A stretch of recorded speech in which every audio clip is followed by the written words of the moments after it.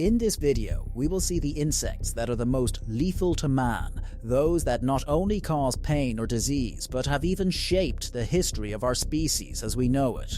Starting off at number 6, we have an insect that relies on sheer size and highly destructive venom, the Asian giant hornet, or Vespa mandarinia.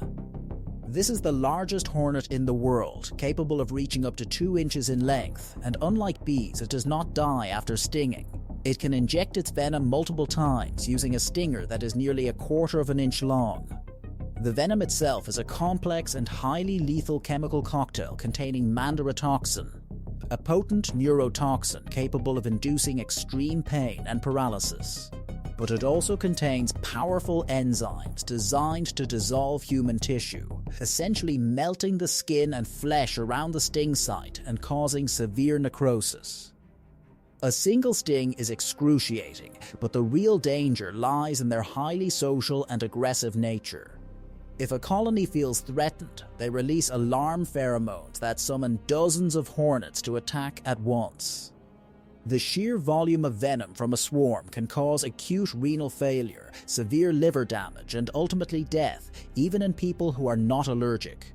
They claim dozens of lives annually in parts of Asia, securing them the 6th spot on this list. Moving on to the 5th place, we have an insect that is not only highly dangerous to the point of being known as the bane of Africa, but is also probably the rarest and most unique insect here, the Tsetse fly. This insect belongs to the Glossinidae family within the order of dipterans and feeds exclusively on the blood of its victims. They are hematophagus flies.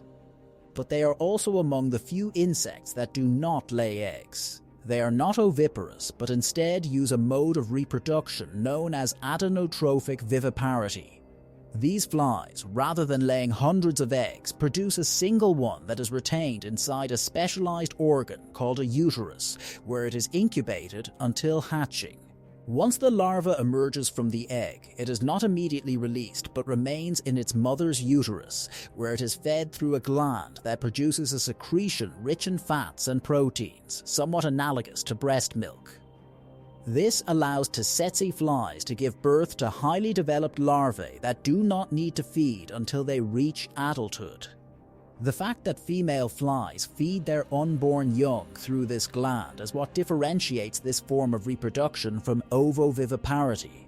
It is also what gives it the name adenotrophic viviparity, where adeno comes from Greek meaning gland, and trophic means to nourish or grow. These flies invest time and resources into a single larva, but in return, it has a much higher chance of surviving and reaching adulthood. In biology, this is known as K-selection or K-strategy. Few offspring dedicated many resources, just like humans do, in contrast to the R-selection strategy used by common flies. Now, these flies are not only unique in this aspect, they are also relatively large, reaching up to 1.5 centimeters in length, and are particularly tough. They are not as easy to crush as other dipterans. Their wings rest perfectly one on top of the other, and the proboscis with which they suck blood points forward.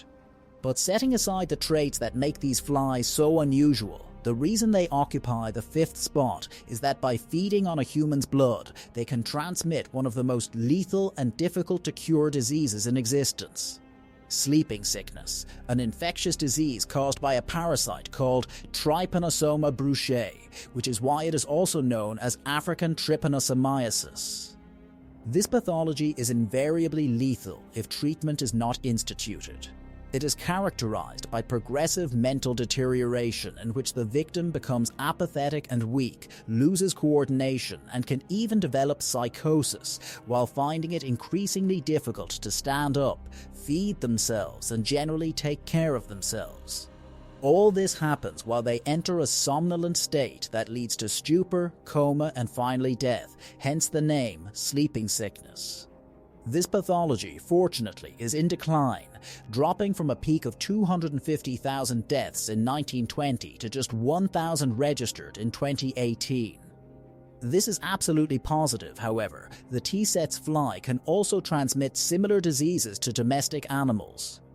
leading to losses of between $600 million and $1.2 billion in the economies of various African countries every year. It is not only the deaths, but also the material devastation that has earned this insect the title of the Bane of Africa. Moving on to number 4, we have another group of hematophagous insects, fleas, or more specifically, fleas of the Pulicidae family. This family is composed of insects that possess a laterally flattened body, lack wings, and have a hind pair of legs specially adapted for jumping. Infestation by this type of flea is known as pulicosis, and it usually presents with severe itching, inflammatory skin lesions, and in extreme cases, anemia due to the constant blood loss induced by these animals as they feed. However, as you can imagine, pulicosis is not the reason these insects take the 4th spot. The truth is that fleas are actually responsible for what are probably the 2 worst pandemics our species has experienced throughout its entire history, the plague of Justinian and the famous Black Death. The disease behind both events was the plague, a pathology caused by a bacterium called Yersinia pestis that typically affects wild rodents and spreads through the bite of various flea species, particularly the oriental rat flea, Xenopsilla chiopes. This disease can present in 4 main variants. The most well-known is the bubonic plague, but there are also pneumonic, septicemic, and meningeal plagues, all highly lethal and capable of causing a fulminant death in just a couple of days. Fleas may not be at the very top of this list in terms of current danger, but they are perhaps the most important insects from a historical standpoint.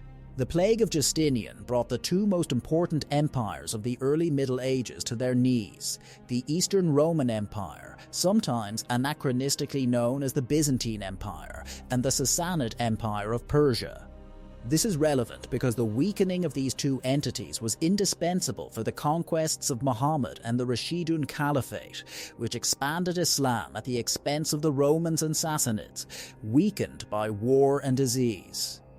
For its part, the Black Death contributed to the fall of the feudal production system by killing between 25 and 50% of the European population.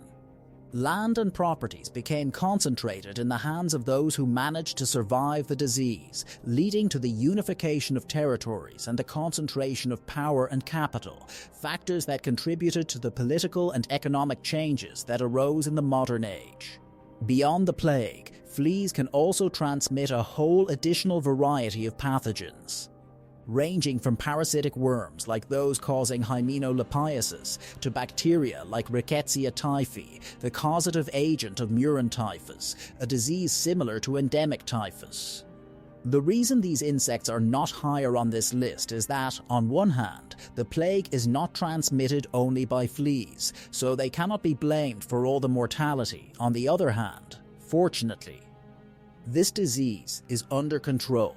We have the means to treat it, and it has been left in the past not only thanks to antibiotics, but also to improvements in hygiene and sanitation. The plague is currently a rare disease, mostly confined to countries like Madagascar. However, it is hard to say the same about the insects we have in the 3rd spot, triatomines. If tsetse flies are the most unique on this list, triatomines are probably the ugliest. These insects, also known as kissing bugs, vampire bugs, or cononos bugs, are hematophagous, belong to the Hemiptera order, and many species in this group are well adapted to living inside or around our homes, particularly when these are made of wood or mud. Triatomines, unlike fleas and tsetse flies, are porometabolous. That is, they do not have a life cycle separated into larva, pupa, and adult. Instead, nymphs emerge from the eggs looking very similar to the fully developed insect but much smaller, and they go through 5 skin molts, or ecdysis, to become adults, also known as imagos, which can reach up to 3 centimeters in length depending on the species. Now, before the nymphs can go through each of the skin changes necessary to progress in their life cycle, they must feed. They usually do this at night when their victims sleep, consuming blood until their size multiplies significantly. The bites of these insects are usually painless. And although they can evolve into annoying inflammatory lesions, they do not pose a problem in themselves. The danger lies in the fact that when these insects feed, they swell with blood to such an extent that their intestines become compressed, causing them to defecate on their victims. And it is their feces that contain what is undoubtedly the worst parasite in the Americas, Trypanosoma cruzi. A somewhat distant relative of the Trypanosoma brucei transmitted by Tsetse flies. Trypanosoma cruzi is the causative agent of Chagas disease, also known as American trypanosomiasis, a silent pathology that is difficult to diagnose and even harder to cure, which in the long run can destroy the muscular organs of our body, not just the heart, but also the esophagus and intestines. Medications to treat this pathology are often ineffective if the disease is not treated quickly, which is problematic given that the initial phases do not produce clear symptoms. Additionally, the drugs used also have significant toxic effects. And unlike African trypanosomiasis, Chagas disease does not seem to be ending anytime soon, with approximately 30. Though 0 cases every year, adding to a total of 6 million affected people in 21 countries in the Americas, of which some 12,000 die annually. But similar to what happens with sleeping sickness, it is not just the deaths, but also the collateral effects of the disease. Chagas disease is chronic and highly incapacitating. The heart and intestines of the victims of this parasite tend to deform, causing severe symptoms that obviously prevent them from working, while also placing a massive burden on the victims' relatives, the healthcare infrastructure, and the economies of American countries. Moving now to the second spot on this list, we have a group of insects that might not seem as evidently dangerous as the previous ones, but which have more than enough merit to deserve this position: ants. The insects belonging to the Formicidae family. The first criterion for this is that among ants we find the most venomous insect of all in the form of Pogonomyrmex Maricopa, a species of ant native to Mexico and the United States, whose venom contains a family of relatively potent neurotoxins called myrmecotoxins capable of inducing paralysis. The median lethal dose of the venom of these ants is approximately 0.12 milligrams per kilo of the victim's weight. To put this in perspective, this makes them up to 20 times more venomous than bees. It might not seem impressive, but keep in mind that it is very common for the same ant to sting more than once, and when an ant stings, it releases signaling molecules, pheromones, that induce others to sting as well. On the other hand, among ants we also have the insect with the most painful sting of all in the form of Paraponera clavata, the bullet ant, native to South America. The venom of this species contains a toxin called poneratoxin, which also has neurotoxic properties, but above all, it is an algogenic venom, meaning it is capable of producing extreme pain.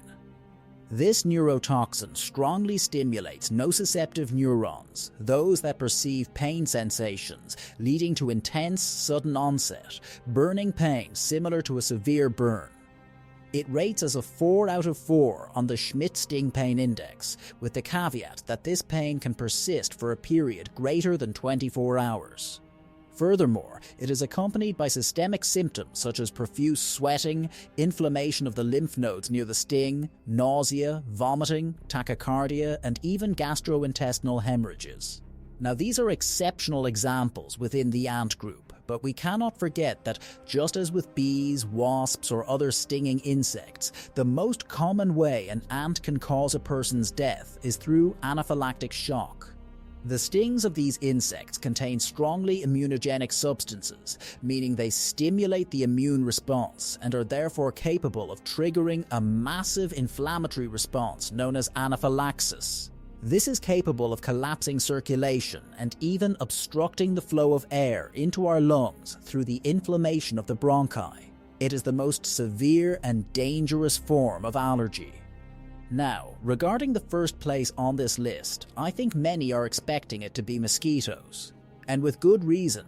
dengue, Zika, chikungunya, yellow fever, various types of encephalitic viruses, filariasis, West Nile virus, and even Buruli ulcer are diseases transmitted by these small animals. And without a doubt, the worst of them all is malaria, the deadliest parasitic disease known to man, and one of the pathologies that competes for the title of having killed the most humans throughout history, alongside tuberculosis and smallpox. However, I believe that the first place on this list should be extended not only to mosquitoes in particular, but to Nematocera in general. The suborder Nematocera includes the culicids, which are mosquitoes, but also other families like simulids, ceratopogonids, and cycadids, which transmit diseases that are equally terrible for humans, such as leishmaniasis, a potentially dangerous parasitosis that affects more than 6 million people, or onchocerciasis, also known as river blindness, which has robbed the vision of almost 2 million victims. These are pathologies just as important as those transmitted by mosquitoes, and therefore I consider it necessary to give them the same relevance on this list. The diseases transmitted by Nematocera not only kill and incapacitate millions of people every year, but they also contribute decisively to the poverty of tropical countries. They do this not only by severely affecting the working capacity of those who live there, but also by interfering with the development of certain economic activities like livestock farming. The death of animals due to diseases transmitted by mosquitoes or other related insects not only impoverishes farmers, but also limits local populations' access to meat, worsening the diet and nutritional status of the people. This, in turn, leads them to suffer from new diseases or causes the ones they already have to flare up, a terrible, vicious cycle that constantly feeds the problem of poverty. And to all this, we must add the insects and diseases we already saw in the previous positions. It is funny how one might think that the most dangerous insects in the world are in remote or exotic countries like Australia, but the majority are actually in the Americas.